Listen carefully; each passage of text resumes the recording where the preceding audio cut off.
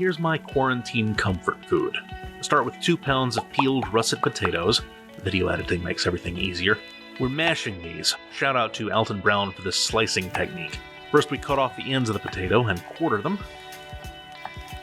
Done with those. Then we take the rest of the spud and slice it 3 or 4 times, like we're making way too thick potato chips. Reassemble as best you can in a standing position, then slice through the entire stack. Rotate about 45 degrees and slice again. Then repeat and slice one final time. This results in bite-sized, triangular pieces that are all pretty uniform, and thus will cook more evenly. Repeat with the rest of your potatoes. Fast motion not required, but encouraged. Finally, once everybody's all chopped up, they're headed into the pot, and then the sink. You want to hit these with cold water, just enough to cover the potatoes. Then throw it on the stove, fire the burner up to high, and while we're here, chuck about 2 tablespoons of olive oil in a saute pan and turn it to medium-high. Tonight, pork chops are on the menu. Use a paper towel and pat dry, then season with kosher salt and black... Yeah, the shot's upside down now, dingus. Yeah, perfect. Anyway, salting on each side is going to both add flavor and help draw even more moisture out of the meat. This will help make sure our pork develops a nice brown crust. And pepper. Good to go. On the starchier side of things, keep an eye on your potatoes, but don't mess with them just yet. Meanwhile, our saute pan is now nice and piping hot, so it's finally time to bring our pork to the party. Lay all the chops in and let them cook for about 9 minutes. Now our potatoes have been boiling for about 20, so it's a good time to fish out a random piece and give it the old toothpick test. You're looking for something like this, where a toothpick goes right through it without much resistance. Looks good, so let's kill the heat and bring them back to the sink to drain. Meanwhile, on the stove, it's time to turn our pork and, oh here, let me zoom in. I saw this on a cooking show once. A thing of beauty. Anyway, we're turning all the pork and cutting the heat down to medium.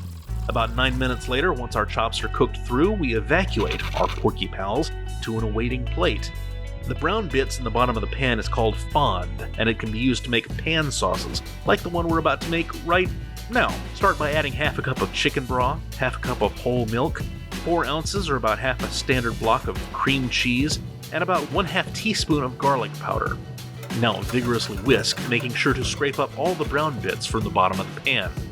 Cream cheese melts slowly, so don't slosh it or you might make an embarrassing mess in a video you uploaded to the internet. It's okay, we've recovered, and the cream cheese is starting to break down. Back to our potatoes, and back into that same saucepan, along with about 2 tablespoons of butter. And now it's time to mash, folks. One-handed potato mashing. They said it couldn't be done.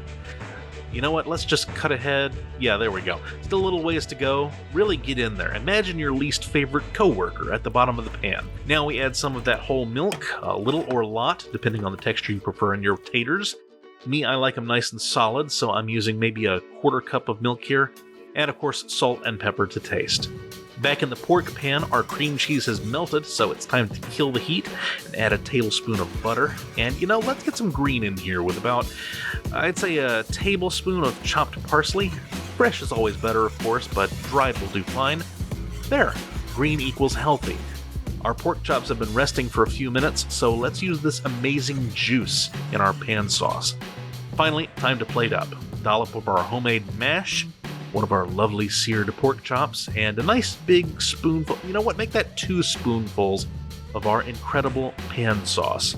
Now, I'll be the first to admit this dish doesn't look like much, but it's been a balm to me in these strange and challenging times, so that makes it special in my book.